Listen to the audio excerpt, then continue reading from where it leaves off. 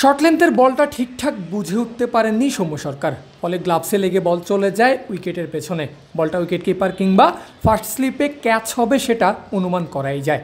আর সেই আফসোসটা যে সৌম্যর চেহারাতেই স্পষ্ট হয়ে উঠেছে। এই শটের মতোই সময়টাও খুব একটা ভালো যাচ্ছে না এই ব্যাটারের। নিজের খেলার শেষ 5 ক্রিকেট ম্যাচে 4টিতেই সাজঘরে ফিরেছেন খালি হাতে।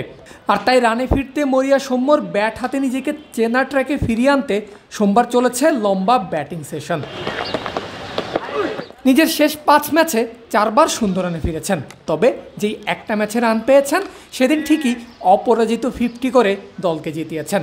তাই এখন শুধুই প্রয়োজন বল বুঝে সৌম্য সরকারের উইকেটে টিকে থাকা।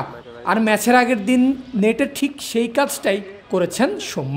ভালো বলে ডিফেন্স করেছেন আর মারার মতো বলে খেলেছেন দৃষ্টিনন্দন স্ট্রেট ডাইভ কিংবা নিজের চেনা পরিচিত গাইড শট।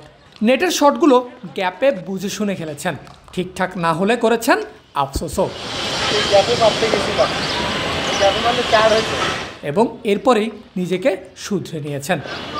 জীবনের সব আয়োজন এখানে একসাথে।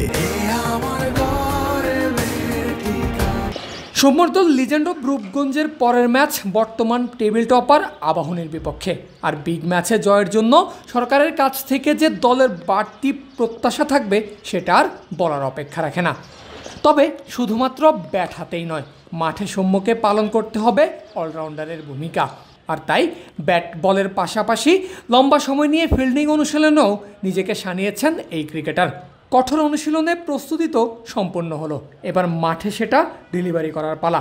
শূন্য রানের বৃত্ত থেকে বেরিয়ে এসে বড় রানের অপেক্ষা সৌম্য সরকারের। পারভেজ আল হাসান, ক্রিক ফ্রেন্জি।